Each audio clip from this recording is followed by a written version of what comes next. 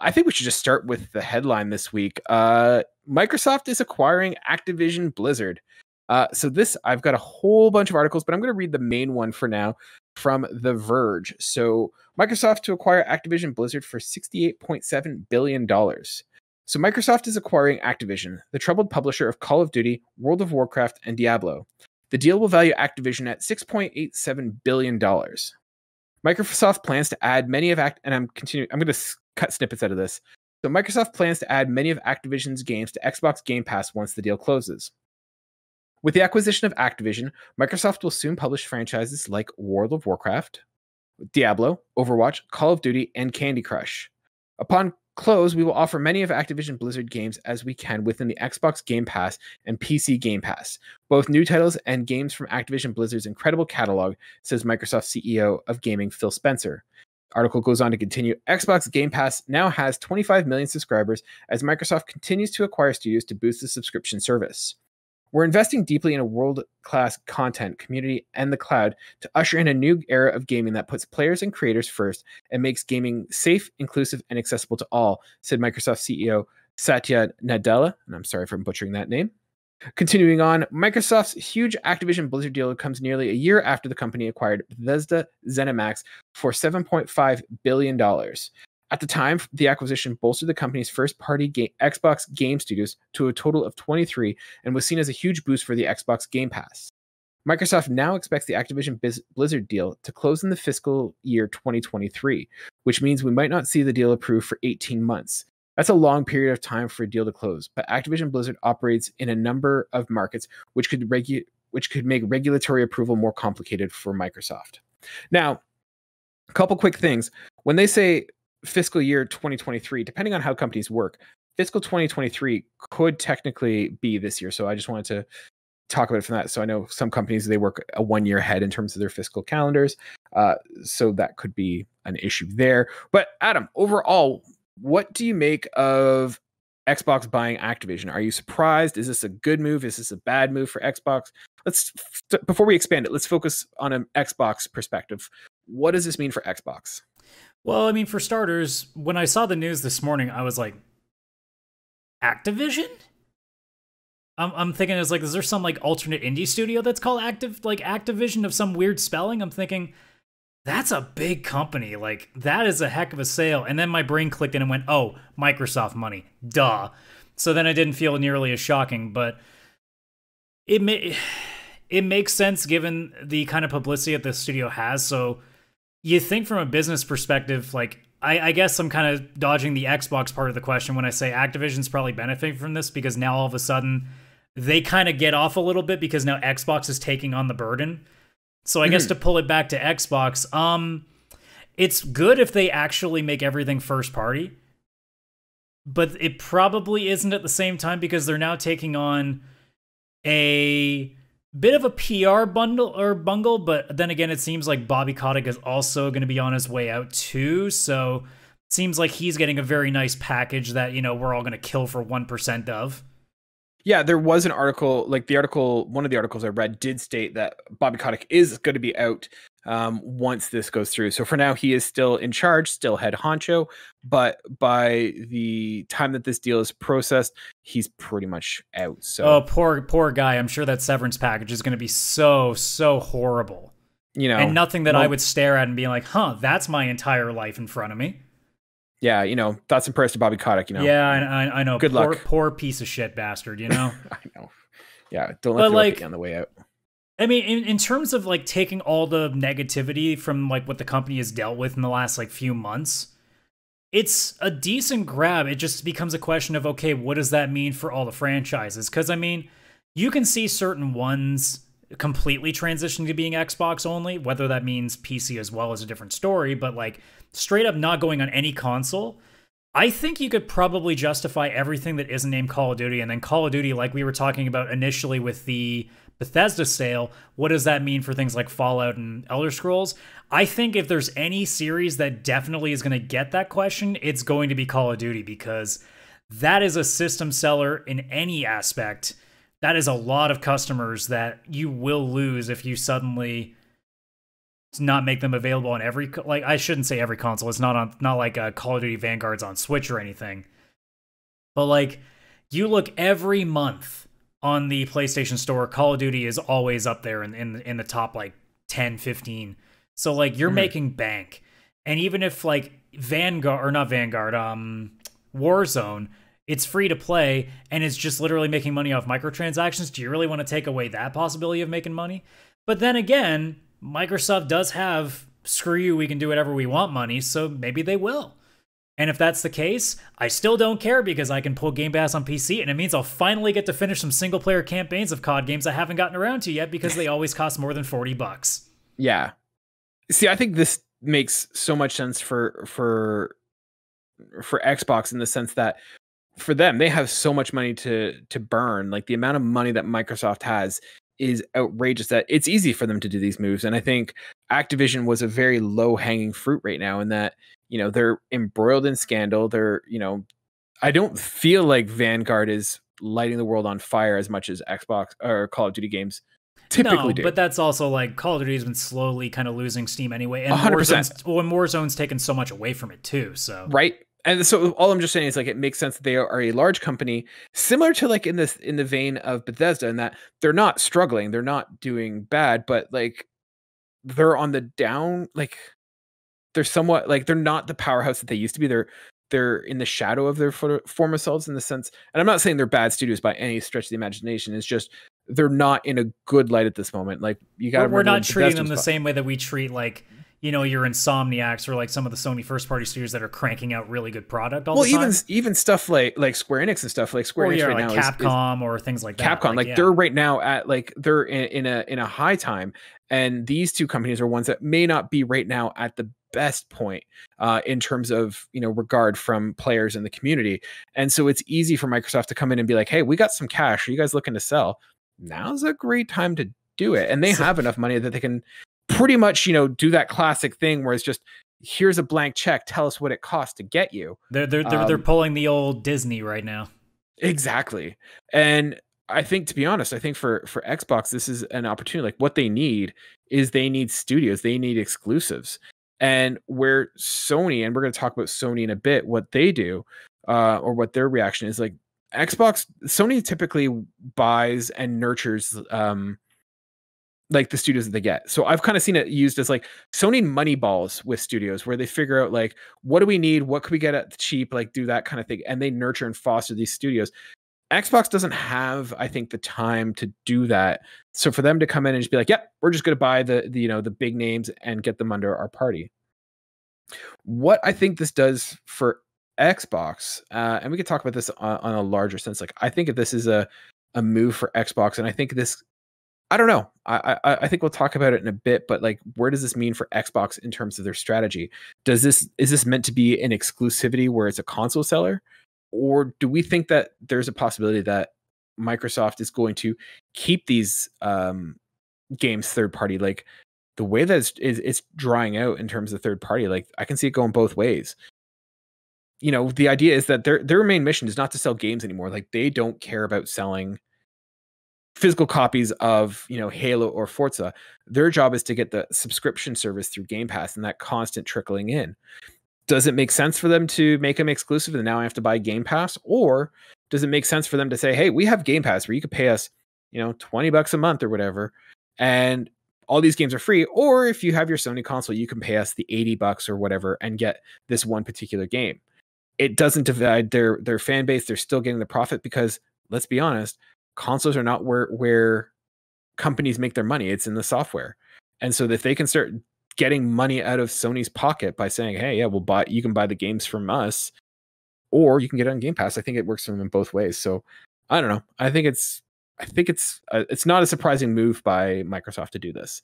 I think it's just, once again, like Bethesda, you never would have thought it happened, but when it does, you're like, yeah, I could see that. Through all the like threads on the internet I've seen, there's one comment that I've kind of gravitated towards that I find to be a little bit more interesting. And they were mentioning that it might be getting to a point that maybe Microsoft isn't considering the console game anymore, and they might just be thinking, we're going to be gaming Netflix and we're just going to be everywhere. To the point that, like, you know, what we keep talking about, the TV stick, so it can be like an app on TVs. You're talking obviously the console. Like they could still sell the consoles as like a cheaper way of doing it, but if you don't have a PC, I mean, it might still be something they look at. Maybe it isn't going to be like the ridiculous box that they have now. Maybe it'll be like this smaller thing, almost like a DVD player, like you would think. Just something is like sort of all it does is just have the bare like hardware that it needs to run, but it's not going to be sitting there with a drive. Like it's going to be more like a streaming box, maybe. But like some people are even saying like, man, like it may get to a point that Microsoft just says, screw it, we don't even care like about our console sales. Why don't we just go over to Sony and be like, hey, how much will you pay us if we just throw our app on your system and we just become a storefront?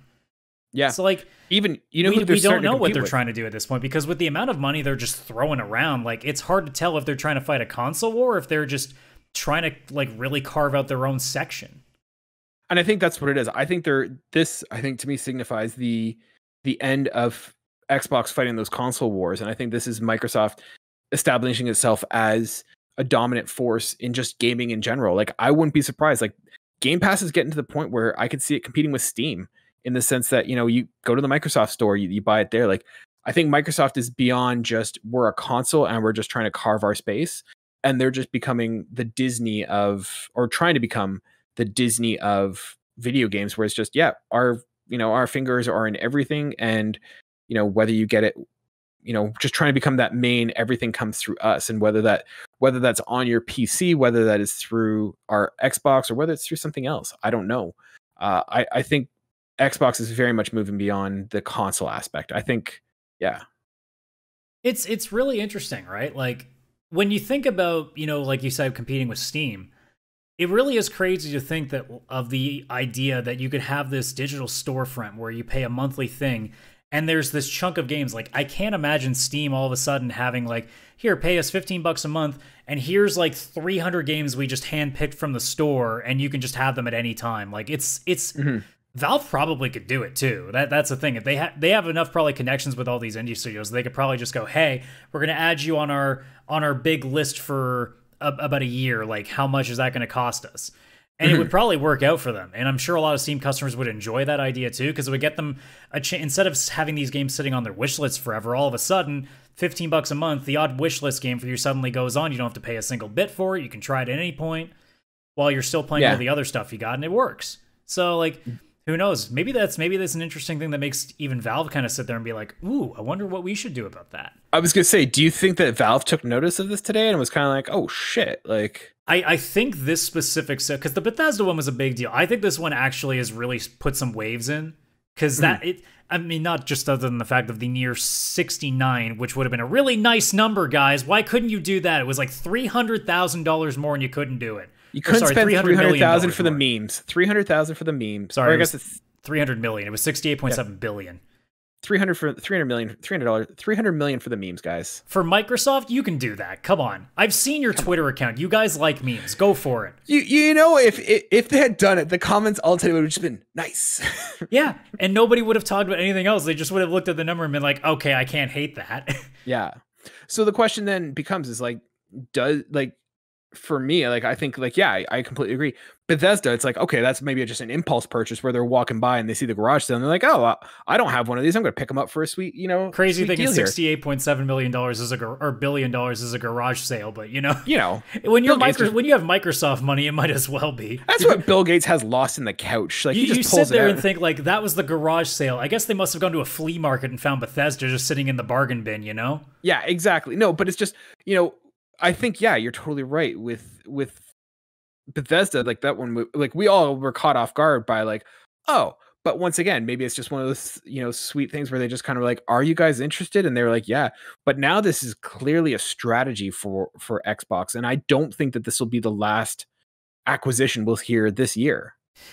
I don't think so either. My brain now is though at a point where I don't want to see another like major name. I don't want to see like, I don't think it would be an EA, but I don't want to see like a Ubisoft, or I don't want to see even something like a Capcom or a Square Enix. I don't want to see that shit from Microsoft anymore. Like, I'm getting to the point now where I'm getting in the same vein that I am.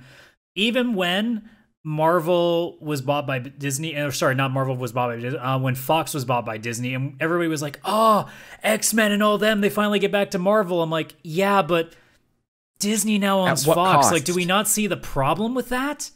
Yeah. And now I'm in the same way where like everybody's like, oh, that's so cool. Like you can all of a sudden have all this on Game Pass. And even in my head, I'm like, yeah, having all of Call of Duty games suddenly on Game Pass would be pretty cool. But then the other part of me goes, do we not see a problem that like another major company is now a part of an already bigger company? Like, do we not see the issues here? I know that we're kind of just sitting in the last like 2+ years of a pandemic, just basically like completely rid ourselves of any care about what happens in the world anymore. But like, man, capitalism is screwing this up really badly. And I'm worried that like it's going to get to a point where Microsoft is literally going to be going to Sony on their dying like last breath and being like, look, here's $250 billion. How do we just take this problem off your hands, you know? Yeah. Like, I don't know. I don't think that's good. I think Nintendo would sell it before Sony does. Well, no, but you know what I mean, right? Like, yeah, I do. The end point, like, it may not be when we're alive, but like the end point at somewhere down the line is going to be eventually one company that does everything, and they're all going to be crappy games that make you pre-order them for any sort of interest. Yeah. But yeah, so before we start talking about like the general gaming ecosphere and like what that looks like with this acquisition, I want to kind of circle it back and let's focus on Xbox's competitor in Sony. And like, what do you think? Do you think Sony's worried about this? Do you think this is something that Sony should be worried about? At the moment, I think you're at least like, oh shit, what the hell is going on here? And you're probably like you're probably making phone calls to other companies to be like, has Microsoft been talking with you guys? Like, what's going on here? Yeah. And then, but like right now, I don't know if they're still that miffed because they're still looking at their business model and it's working the way that they intend it to. So I'm not sure if it's like panic mode, but I think they're now like, if they weren't already with the Bethesda sale, I'm sure they're now sitting there being like, okay, we see what's happening. Yeah. And I think that's a huge issue for, I'm sure there was an emergency meeting called. Oh yeah, they definitely had a huge unless they already knew ahead of time, because God, you know, the industry people like talk to each other. You know that this was probably heard with like there were probably rumblings for a while. Oh yeah, it just wasn't reported anywhere. We're the last to find out. But no, I think you're right. I think Sony, rightfully so, should be concerned about this because if we have this scenario that you're talking about where Microsoft is going on a spending spree, you know, PlayStation has really 3 options, and and we can talk about those in a second. But it's either you start buying your own third-party studios and start getting them to crank out exclusives for you. You start developing more studios to compete with the amount that Xbox is sending out, because you know PlayStation studios, we get 2, maybe 3 exclusives out of them a year, and as those third-party studios start drying up, that's going to mean that those games are going to have to come out even more frequently. And so they either need to get more studios to do it, or they need to develop more in-house studios, but that takes time. And so, yeah, I think Sony is in a position where they don't have to panic yet, but there's starting to be some water appearing in the boat, and I'd be concerned, and they need to do some action for that. So my question to you is, what should Sony's response be to this? Do you think Sony needs to go out and do a big purchase? And if so, who do you think that should be? Well, based on the relationships that I know that they have and the companies that those relationships are, I don't think I'm worried, because most of those companies are Japanese, because Sony is still in the end a Japanese company. And some people may not know, but Japan really doesn't give a shit about the West very much.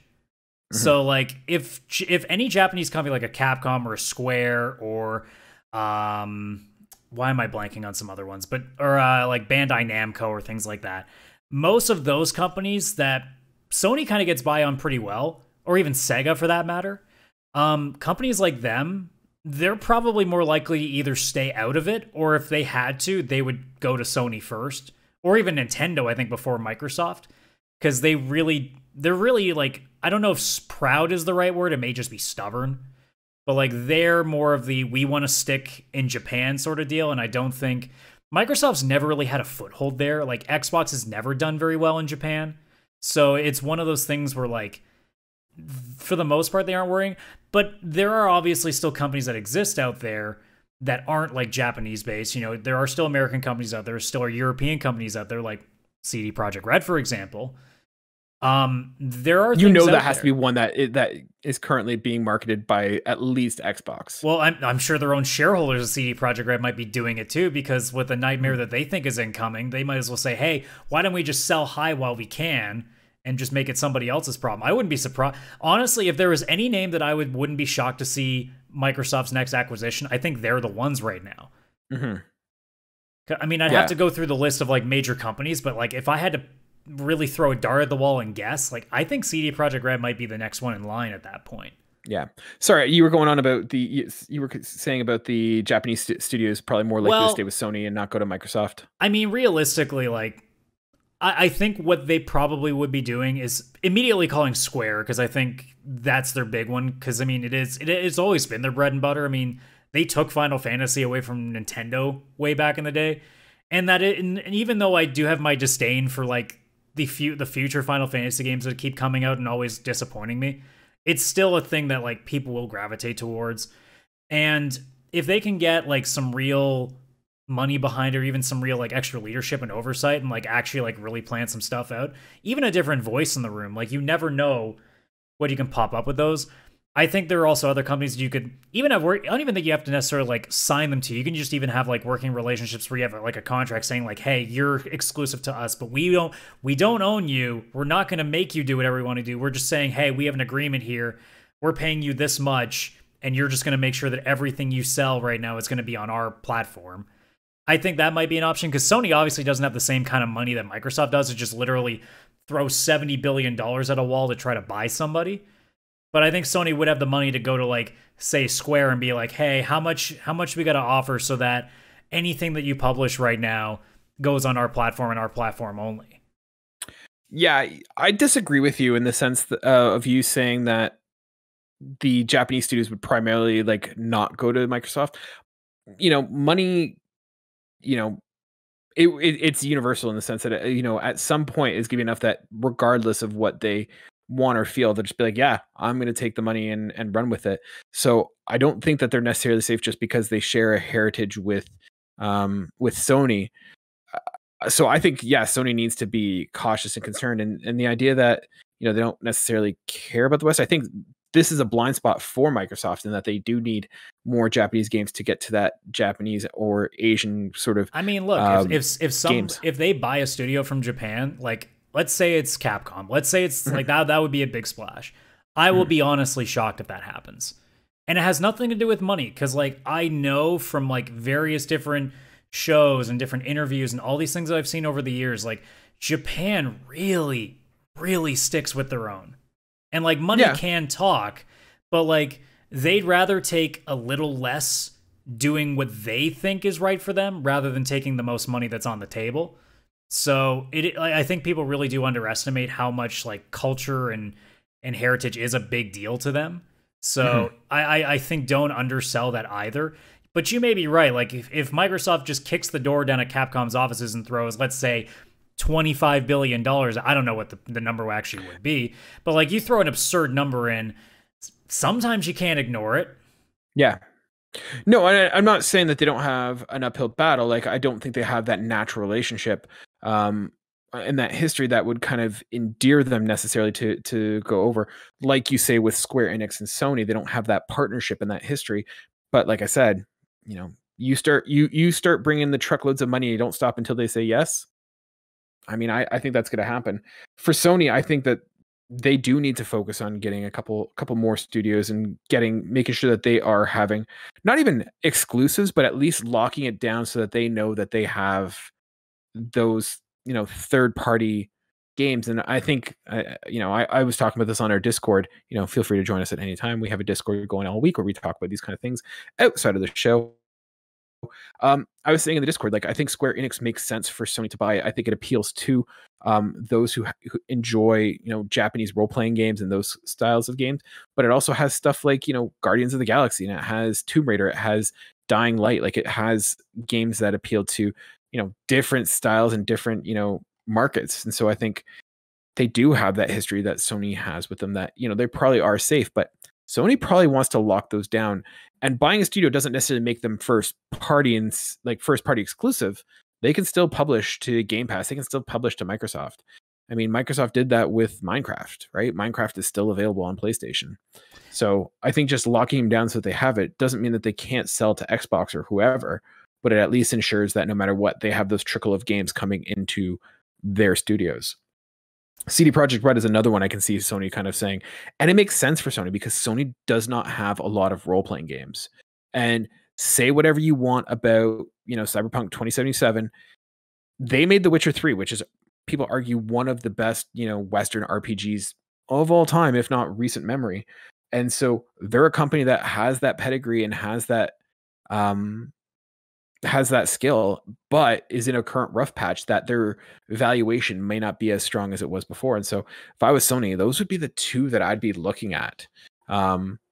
Square Enix, I think, would be a little bit of a harder sell, but like I said, they've got that partnership and that history that it makes it easy to form that relationship. And CD Projekt Red is in that little rough spot right now where Sony can come in and say, look, you're in a bad spot. You need some, capital to kind of get you guys going. We can offer it and get this off your hands. So we'll see where that goes. Yeah, it definitely is going to be an interesting future because, I mean, within the next, like, I guess the rest of this year, because I was about to say the next 12 months, I'm like, well, that basically is 2022 at this point. In some sense, I feel like Sony has to respond in some way. Mm-hmm. I don't know what that is. I don't know if that's, like, even just them commenting, being like, hey, like, we're like, even if just saying to fan, like, whatever, there's always been the rumor that there's going to be a big presentation in February. They got to address it at some point, being like, hey, no matter what goes, like, we're still the place for games. Like, you can still do a lot of things to kind of stress that out, that, they are taking mind of this competition that's changing. So, yeah. But I don't know. I don't know what in the next 12 months they can really do, because I think this is probably a deal that's been in production for a lot longer than we think. I've heard it was November. Like, this started in November. That would be surprising if it's only that long, to be honest. Yeah. Because sometimes deals like that, like, those take like a long time to get done. Now, granted, they have not finalized everything. Like, it is going to take, like what they said, anywhere from 12 to 18 months for this to go through. And so I think there are still some things to get worked out. And there are, regulatory bodies that need to go through. There is concern of, tech companies becoming conglomerates. And I do find that adorable, though, because every time people talk about, like, oh, it has to go through, like, antitrust stuff, I'm like, no, that it does, but it never stops. Oh, I don't think it's going to be an issue, but, there's always that possibility, right? Like, there's always that, a meteorite could always hit Earth. Yeah. Probably not going to happen. But like, we live in a world now where basically anything that happens, you just throw a little bit more money at the problem and it solves itself. So it's funny how that works. I know, right? Yeah, I'd like to try it someday. Well, we're still working on the whole 100 subs thing, so we got a little bit of work to do before that money starts rolling in. So overall, what do you think? Let's kind of open it up to a general discussion for gaming, the industry, the hobby, the individual. Is this a good move? And like we've talked to a couple of who do we think might actually be next? Like, we talked about Square Enix and CD Projekt Red. Are there others that we should be keeping an eye out that we think might get bought up, or what do you think? See, the problem the problem with me thinking in the West is, like, the only things that come to mind are like EA and Ubisoft, because my brain is completely like adapting to just big names, and I'm trying to think of who's left on the board that isn't like, an indie dev, right? Yeah, that's what I was going to say. Like, I think Ubisoft, to be honest, is off the table. Like, Ubisoft had that whole fight to stay independent. Who were they getting bought out by? Do you remember? I can't remember that story either. Because, I mean, it's really hard to care much about a company that you've had on your ban list for at least a year, so you kind of walk away from it. But then again, of course, this Activision thing's coming, you can't ignore it. And I guess Activision's still on the ban list, but I can't ban Microsoft because I do like Game Pass. Yeah. Now I'm seeing all these articles. It doesn't matter. But yeah, Ubisoft was trying to get bought out, and they adamantly fought not for that buyout to occur. So I don't think that they're necessarily for sale. And I don't think they are. Like, they're, I think, doing pretty well in terms of not PR. I don't think EA needs to do shit, because they're like, dude, we literally copy and paste games all the time, and we make millions of dollars doing nothing. Like, why would we give you that? Yeah, I think Rockstar is too big that the expensive. Yeah, Take-Two wouldn't make sense, because I think Take-Two just bought another a mobile developer at some recently, didn't they? Yeah. So I know they're acquiring too. So I don't know if they make sense. And then there's WB.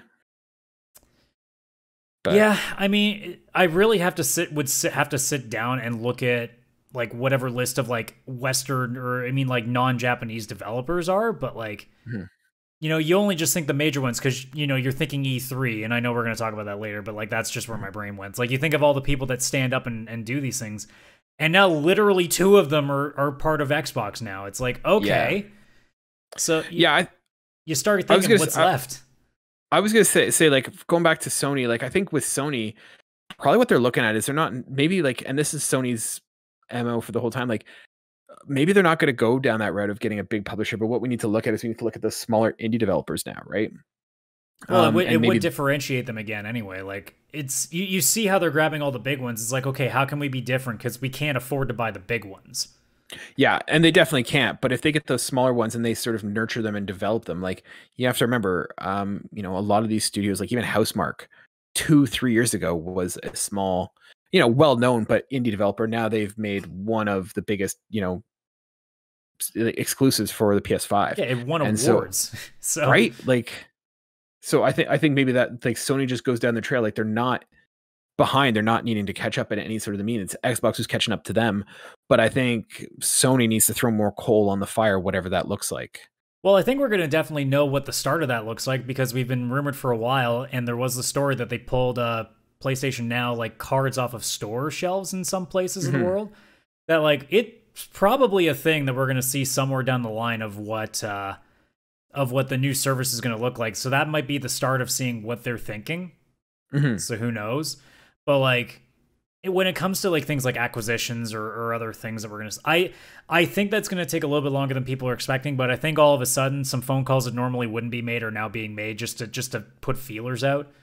I wouldn't be shocked if like I don't think you would hear leaks about it, but I wouldn't be shocked if in the next like month or so all of a sudden there are at least a couple calls sent to like Square, to Capcom, to Atlas, to Bandai Namco, to all these like bread and butter Japanese companies that are pretty popular on their consoles, and start seeing like, hey, we're not saying we want to buy you, but hey, like, what's your opinion on everything right now? Like getting a sense of what the landscape's looking like, and seeing like how good some of their relationships actually are. At least like getting a sense of the playing field currently for sure. Do you think that this is sort of the and like not the end, but like the start of the end of third-party studios or big third-party AAA studios? I think that start has already begun. We just didn't know. Yeah. Because again, I'm not trying to be too real with this, but we live in a capitalist system. It's inevitable.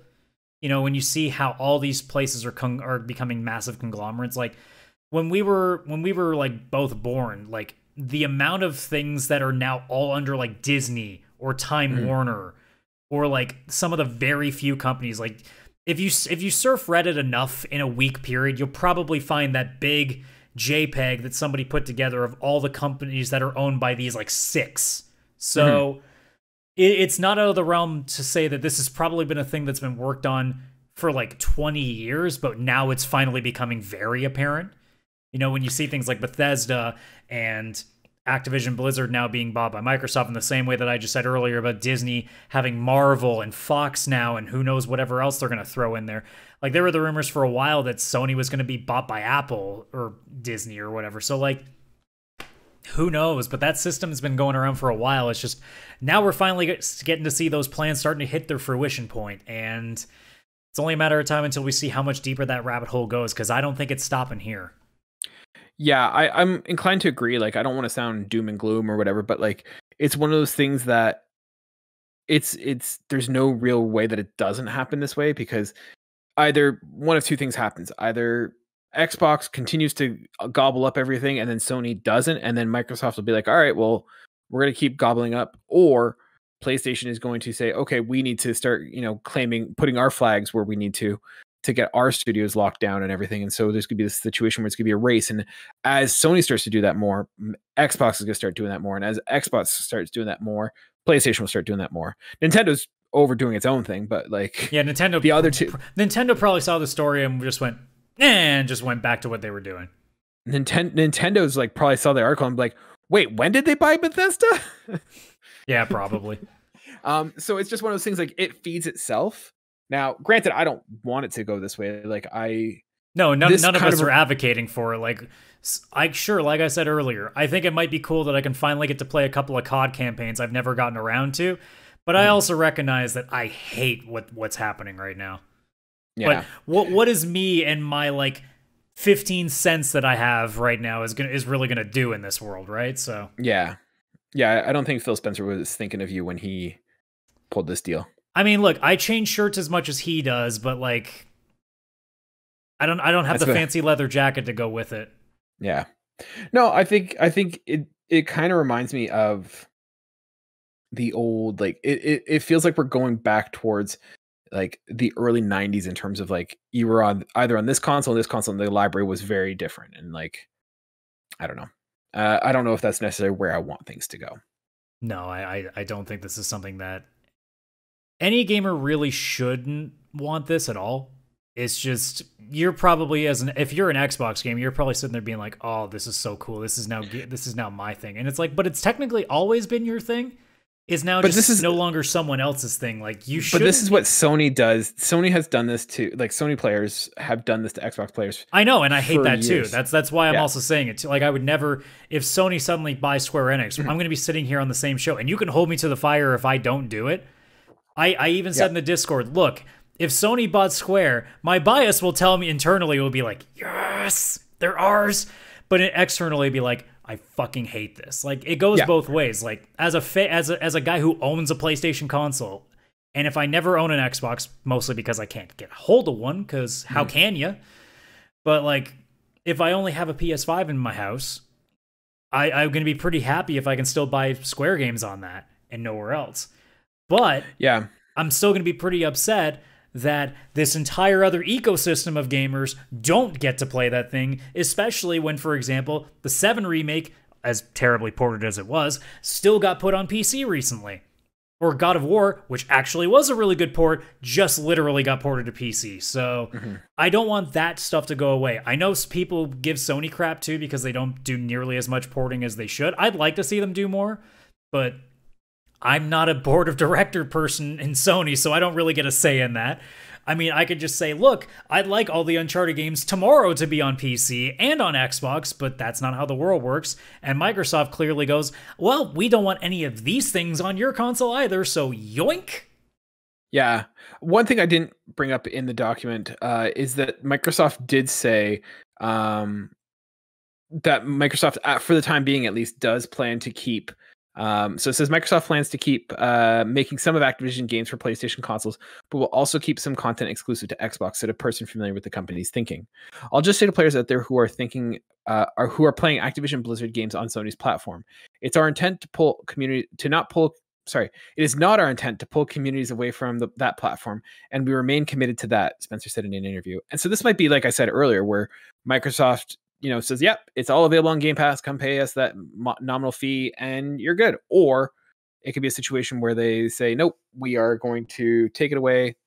And well, I think the argument is like the same thing with, say, Deathloop, because it was already contracted to be on Sony. So it could be, oh, well, this COD was already in production to be on PlayStation, so we'll keep it on that. But then when the next one goes into production, we're not announcing shit for it. It's just going to be on our thing. I mean, because Warzone's already on PlayStation, no point in taking it off stores. Look, that's a waste of money right there if you take that off the shelf. So, do you think though that maybe we see a situation where, like Starfield, for example, Xbox exclusive, it's Xbox exclusive for like 1 year, 2 years, or whatever, and then a couple years down the road, it's like, all right, hey PlayStation, here's your, Starfield is now on PlayStation 6 or whatever. I think that depends on how different in the next couple of years either Game Pass subscriptions are, and B, how many sales they're making of the game normally.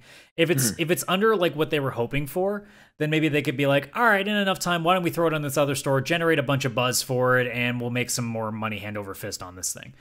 Yeah. But I mean, we had that conversation with Bethesda. I have no idea what they're thinking on this. I mean, if it was up to me, I would say, okay, look, you want to get your money in first, so make it timed exclusive for 12 months, or at most 2 years, I can understand. But like, I know that especially if it's a console, you can port that pretty easy to PlayStation. We're not talking PC, but I mean, Microsoft is making most of these to go both anyway. So like I can't see it being an issue suddenly porting it to hardware that's pretty damn close for the most part. So I mean, I don't see why they can't.